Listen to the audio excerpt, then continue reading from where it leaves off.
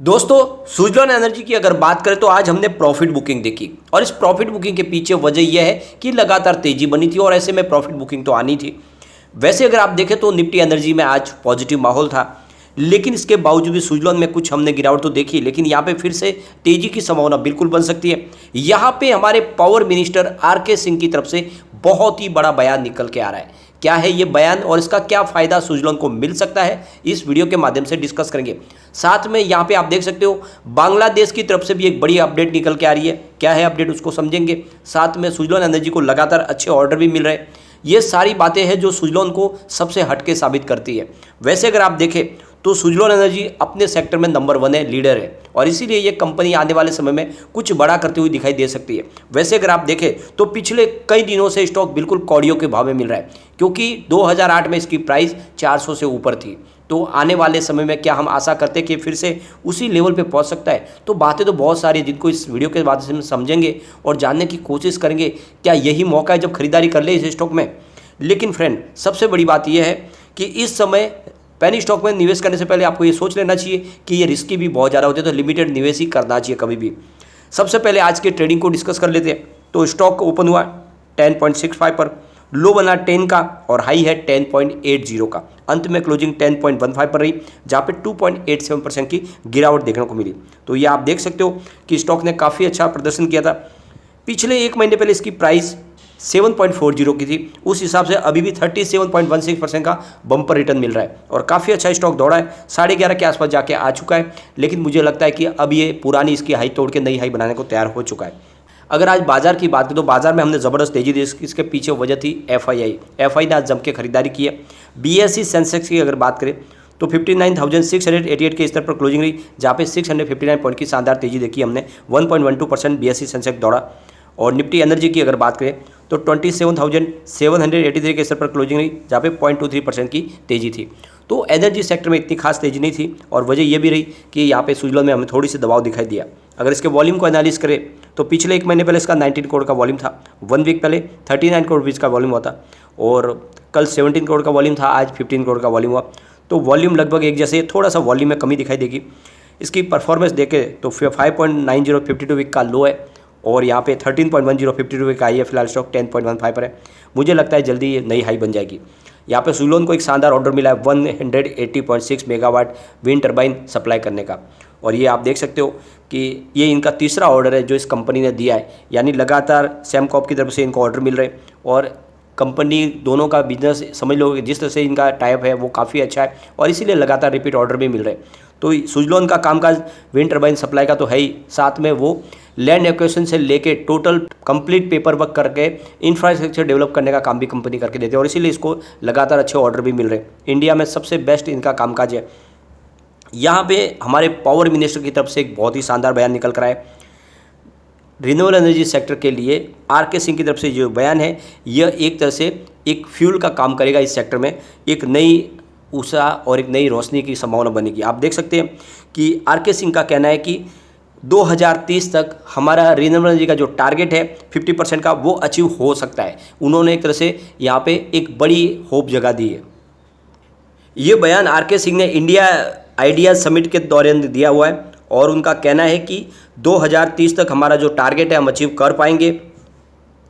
उन्होंने कहा है कि पूरे वर्ल्ड में अगर टोटल CO2 का लोड देखें तो उसमें इंडिया का जो कंट्रीब्यूशन है वो मात्र 3.4% है पॉपुलेशन के हिसाब से। आप देख सकते हो कि हमने उसमें बहुत ही कम तरीके से इसमें अपनी तरफ से जो है रोल अदा किया है और आप देख सकते हो जो इंडिया की पॉपुलेशन है उसके हिसाब से देखें तो इसके ये परसेंटेज बहुत कम है। दूसरी कंट्रीज़ बहुत ज़्यादा इसमें पोल्यूशन के लिए जवाबदार है, लेकिन हमारा सिर्फ 3.4% का ही इसमें हिस्सेदारी है। साथ में आर.के. सिंह ने कहा जल्द ही हम यहाँ पे ग्रीन हाइड्रोजन के लिए और ग्रीन अमोनिया के लिए बिड लाने वाले, साथ में ऑफशोर विंड के लिए भी बिड लाने वाले और ये जल्द ही सामने हमारे टेंडर खुलने वाले हैं।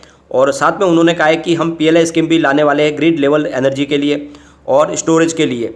हम चाहते हैं कि जो स्टोरेज की कॉस्ट है वो लगातार कम हो और इसीलिए PLI स्कीम लाई जा रही है ताकि इंडिया में ही सारी मैन्युफैक्चरिंग हो, यहीं पर इक्विपमेंट उसके पार्ट्स बने ताकि स्टोरेज की जो प्रॉब्लम है उसको सॉल्व किया जाए। क्योंकि जो भी ऊर्जा का निर्माण होता है, चाहे वो ग्रीन एनर्जी के माध्यम के जो भी सोर्सेज है, चाहे आप सुजलॉन जैसे विंड टर्बाइन का निर्माण करती है तो विंड एनर्जी हो या फिर सोलर पावर हो, सबको स्टोरेज की जरूरत पड़ती है और इसलिए सबसे बड़ी जो इनकी प्रॉब्लम है वो स्टोरेज की है। स्टोरेज नहीं होने की वजह से आप देख सकते हो इनकी जो बिजली का उत्पादन होता है वो उनको नज़दीक से नज़दीक डिस्कॉम में बेचना पड़ता है, वहाँ पे उनको अच्छे पैसे नहीं मिल पाते। और इसी प्रॉब्लम को जल्द से जल्द सरकार की तरफ से सॉल्व करने की कोशिश की जा रही है। जल्दी हम स्टोरेज के लिए भी जो एक बड़ा टेंडर निकालने जा रहे हैं और इस वजह से आने वाले समय में स्टोरेज की प्रॉब्लम को हम सॉल्व कर लेंगे।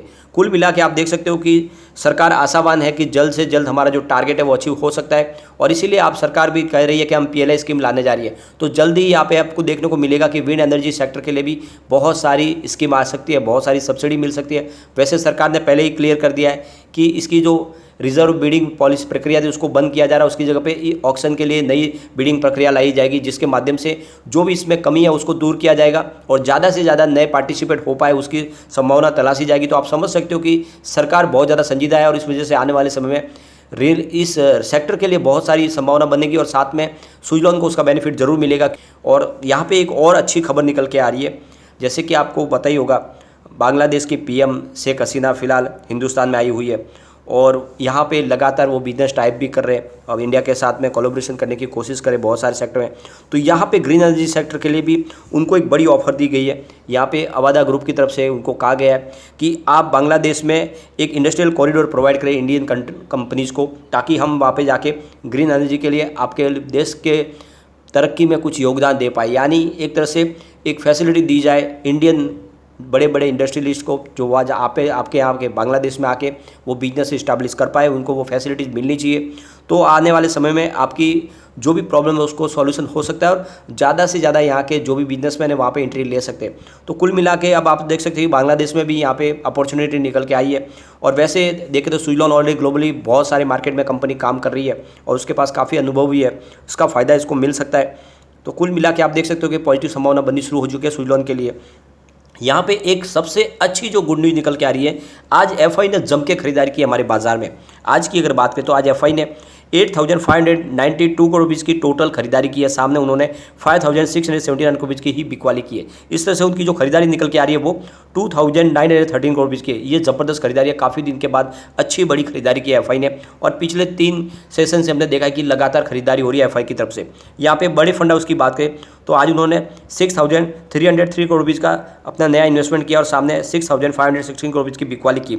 इस तरह से उनकी जो खरीदारी है वो थोड़ी सी कम है, यानी उनकी 212 करोड़ रुपीज़ की बिकवाली है। तो ये छोटी अमाउंट है, लेकिन खरीदारी जो हुई है बड़ी वो हुई है FI की तरफ से।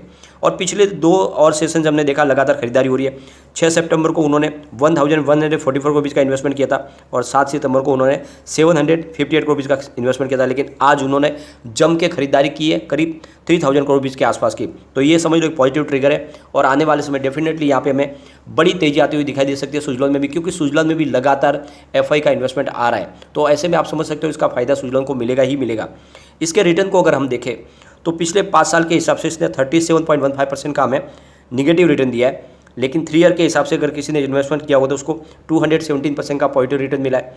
अगर 1 ईयर के हिसाब से रिटर्न देखें तो 66.39% का पॉजिटिव रिटर्न देखने को मिल रहा है और 3 मंथ के हिसाब से देखें तो 24.54% का पॉजिटिव रिटर्न है। 1 मंथ के हिसाब से अगर देखें तो 31.82% का इसने पॉजिटिव रिटर्न दिया है और 1 डे के हिसाब से 2.87% की गिरावट है। ओवरऑल इसका रिटर्न काफ़ी अच्छा है और इस स्टॉक ने लोगों को बहुत ही बेहतर रिटर्न दिया है। तो बिना डरे इसमें निवेश करें और मुझे लगता है कि इस बार ये नई हाई बनाएगा 13 की जो पुरानी हाई इसको तोड़ के। तो जिस तरह से पिछले दिनों सरकार ने एक बेल आउट पैकेज दिया सुजलॉन एनर्जी को और जिस तरह से लगातार विंड एनर्जी सेक्टर के लिए नई नई पॉलिसी ला रही है, उससे एक बात समझ में आ रही है कि आने वाले समय में सुजलॉन में डेफिनेटली बड़ी तेजी आ सकती है। तो यही मौका खरीदारी करें। लेकिन फ्रेंड, कोई भी इन्वेस्टमेंट करने से पहले अपने फाइनेंशियल एडवाइजर से एडवाइस ले ले या अपना खुद का रिसर्च करें, क्योंकि मैंने वीडियो आपके एजुकेशनल पर्पज़ के लिए ही बनाया। वीडियो पसंद आए तो लाइक शेयर जरूर कीजिए और चैनल को सब्सक्राइब कर दीजिए। Thank you friend.